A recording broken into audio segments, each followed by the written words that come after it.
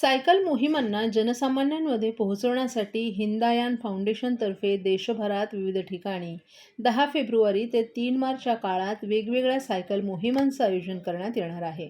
त्यापैकी ठाणे ते मुंबई अशी सायकल मोहीम 17 फेब्रुवारी रोजी होणार असून त्याच दिवशी ठाणे महापालिकेच्या सहकार्यानं शाळांमधील विद्यार्थ्यांसाठी 5 किलोमीटर अंतराची सायकल मोहीमही आयोजित करण्यात येणार आहे. या मोहिमांची माहिती देण्यासाठी काल महापालिका मुख्यालयात एका पत्रकार परिषदेचं आयोजन करण्यात आलं होतं.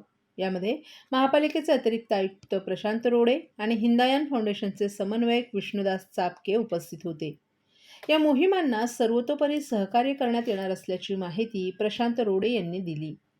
एक भारत श्रेष्ठ भारत या उपक्रमांतर्गत केंद्रीय युवक कल्याण आणि क्रीडा मंत्रालयातर्फे हिंदायन सायकल मोहिमांचा पुरस्कार करण्यात आलाय.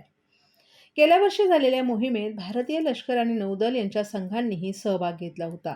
यंदा ही सायकल मोहीम दिल्ली, उत्तर प्रदेश, राजस्थान, गुजरात आणि महाराष्ट्र या राज्यातून जाणार आहे. नवी दिल्ली, आग्रा, जयपूर, गांधीनगर, अहमदाबाद, ठाणे, मुंबई आणि पुणे या शहरातून ही मोहीम मार्गक्रमण करणार असल्याची माहिती हिंदायन फाउंडेशनचे समन्वयक विष्णुदास चापके यांनी दिली आहे.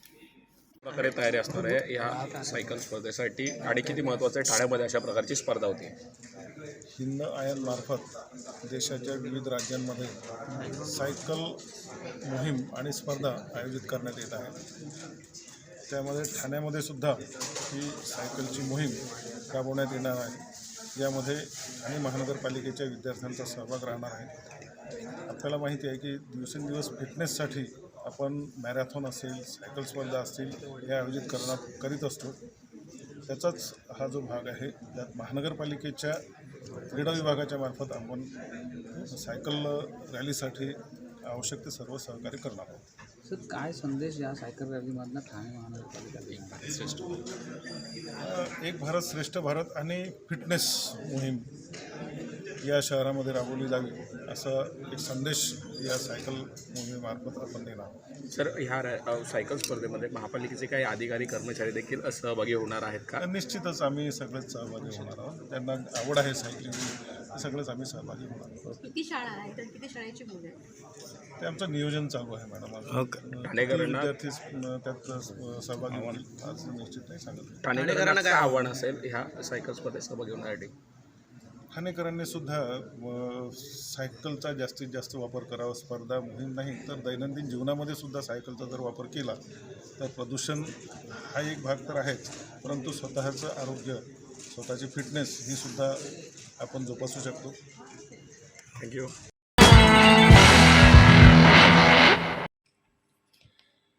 भारतरत्न डॉक्टर बाबासाहेब आंबेडकर यांच्या महापरिनिर्वाण दिनानिमित्त दादरच्या चैत्यभूमीवर जमणाऱ्या लाखो भीम अनुयायांसाठी शिवसेनेच्या वतीनं दरवर्षी विनामूल्य भोजन व्यवस्था केली जाते.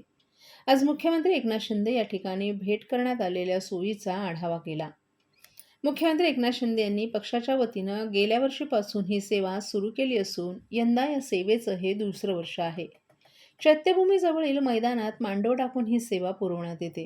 मुख्यमंत्र्यांनी स्वतः या ठिकाणी भेट देऊन भोजन व्यवस्थेचा आढावा घेतला. तसंच येथे येऊन भोजन घेणाऱ्या अनुयायांशी संवाद साधून त्यांची आस्थेनं विचारपूस केली.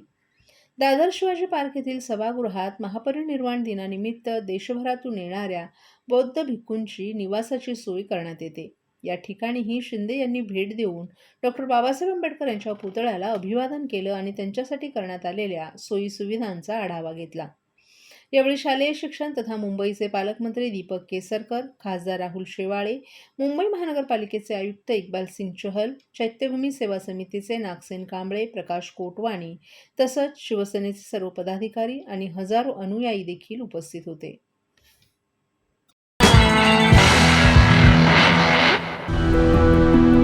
मैं घर घर जाके काम करती हूँ. मेरे हस्बैंड ऐसी बेलदारी मजदूरी करते हैं. पहले मैं टीके लगवाती थी, फिर ऐसा हुआ कि हम लोग काम करते थे, हमारा काम डाउन होने लगा. फिर हम गांव चले गए. फिर गांव से आए तो हम दोनों काम में बिजी हो गए. एनम दीदी हमारे एक दिन घर आई. उन्होंने कहा कि मुझे कार्ड दिखाओ. फिर उन्होंने देखा उसमें कुछ टीके छूटे पड़े. आस पड़ोस में जितने भी बच्चे हैं उनके घर पर गए. उनकी मम्मी पापा से बोले जो जो बच्चे छूट गए हों वो बच्चे अपना टीका लगवा लें. अब हम लोग सारी लेडीज़ मिलकर बच्चों का टीका लगवा के आए। हम तो भूल गए थे कि हमारे बच्चे का टीका नहीं लगा, लेकिन सरकार ने भूली, हमारे दरवाजे पर आए और टीका लगाया। मिशन इंद्रधनुष।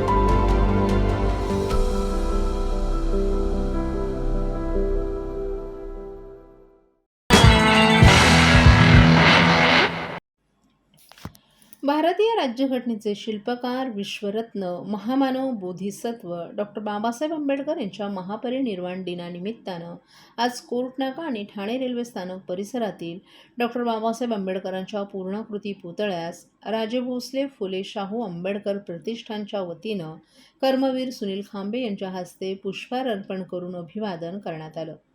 यावेळी विविध क्षेत्रातील मान्यवरांनी आणि आंबेडकरी अनुयायांनी दोन्ही ठिकाणी एकच गर्दी केली होती। यावेळेस नागरिकांनी डॉक्टर बाबासाहेबांच्या चरणाशी पुष्पहार अर्पण करून मेणबत्ती प्रज्वलित केली आणि त्यांना अभिवादन केलं।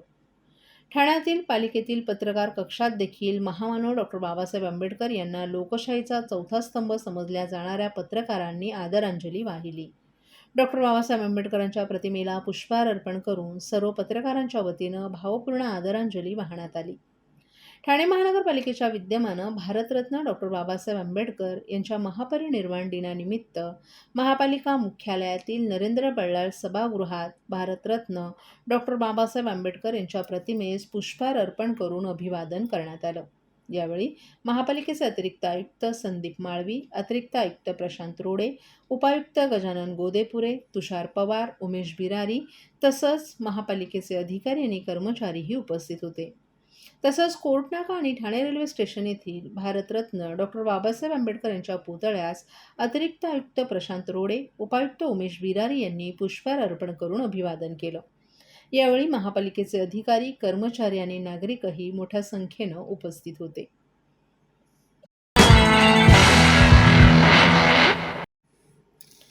राज्यातील विविध शासकीय आस्थापनांमध्ये कंत्राटी स्वरूपात नोकरीस असणाऱ्या खेळाडूंना नोकरीत कायम करण्यासाठी धोरण तयार करणार असल्याचं मुख्यमंत्री एकनाथ शिंदे यांनी सांगितलं। धर्मवीर आनंद दिघे क्रीडा नगरीत प्रशांत जाधवर फाउंडेशन आणि विठ्ठल क्रीडा मंडळ आयोजित कुमार गटाच्या महाराष्ट्र राज्य अजिंक्यपद आणि निवड चाचणी कबड्डी स्पर्धेच्या पारितोषिक वितरण समारंभात मुख्यमंत्री एकनाथ शिंदे बोलत होते। यावेळी ठाणे जिल्हाधिकारी अशोक शृंगारे, स्पर्धेचे प्रमुख संयोजक आणि माजी विरोधी पक्षनेते हनुमंत जगदाळे, प्रशांत जाधवर फाउंडेशनचे अध्यक्ष प्रशांत जाधवर, माजी सभागृह नेते अशोक वैती, ठाणे जिल्हा कबड्डी संघाचे अध्यक्ष कृष्णा पाटील व्यासपीठावर उपस्थित होते। स्पर्धेतील कुमारांच्या अंतिम सामन्यात मुंबई उपनगर पश्चिम संघानं विजयासह नारायण नागू पाटील स्मृती फिरत्या चषकावर आपलं नाव कोरलं, तर या गटात पिंपरी चिंचवडचा संघ उपविजेता ठरला।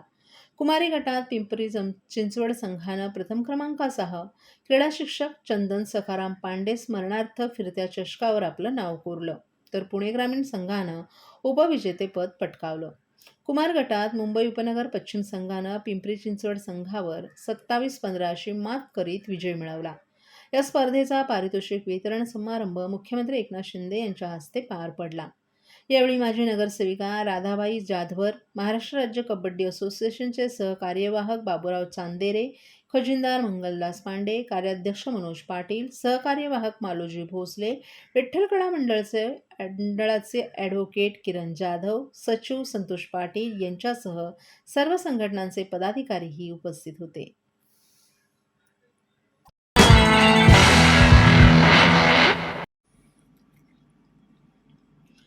भराव टाकून कांदळवन संपुष्टात आणलेल्या ठिकाणांवरील भराव तात्काळ काढून त्या जागी पुन्हा कांदळवनांची लागवड करा। भराव काढण्यासाठी लागणाऱ्या खर्चाचं अंदाजपत्रक तयार करा। विकासक किंवा अन्य व्यक्तीनं भराव टाकून कांदळवन नष्ट केलेलं असल्यास त्यांच्याकडून भराव काढण्याचा खर्च वसूल करा। त्या जागी पुन्हा कांदळवनांची लागवड करून त्यांचं संवर्धन करण्याचे आदेश निवासी उपजिल्हाधिकारी सुदाम परदेशी यांनी कांदळवन संवर्धन समितीच्या जिल्हा आढावा बैठकीत दिले आहेत। जिल्हाधिकारी कार्यालयात कांदळवन संवर्धनाच्या दृष्टीनं जिल्ह्याची आढावा बैठक परदेशी यांच्या अध्यक्षतेखाली पार पडली। यावेळी ठाणे, नवी मुंबई, मीरा भाईंदर आदी महापालिकांसह कांदळवन संवर्धन विभाग, वन विभाग आदींचे अधिकारी आणि कर्मचारी मोठ्या संख्येनं उपस्थित होते। तालुका पातळीवरील कांदळवन संवर्धन समित्या सक्रिय करण्यासाठी यावेळी चर्चा झाली। पोलिसांकडे प्रलंबित असलेल्या तक्रारी निकाली काढा, महापालिकांनी त्यांच्या कार्यक्षेत्रातील तक्रारींचा आढावा घेऊन त्यांचा अहवाल तयार करा. पाण्याच्या ठिकाणी कांदळवनांची लागवड करून त्याचं संवर्धन करण्याचं मार्गदर्शनही परदेशी यांनी यावेळी केलं. भराव टाकून कांदळवन नष्ट करणाऱ्यांवर तात्काळ गुन्हे दाखल करून कांदळवनांची संवर्धन करण्यासाठी यावेळी परदेशी यांनी संबंधितांना आदेश जारी केलेत.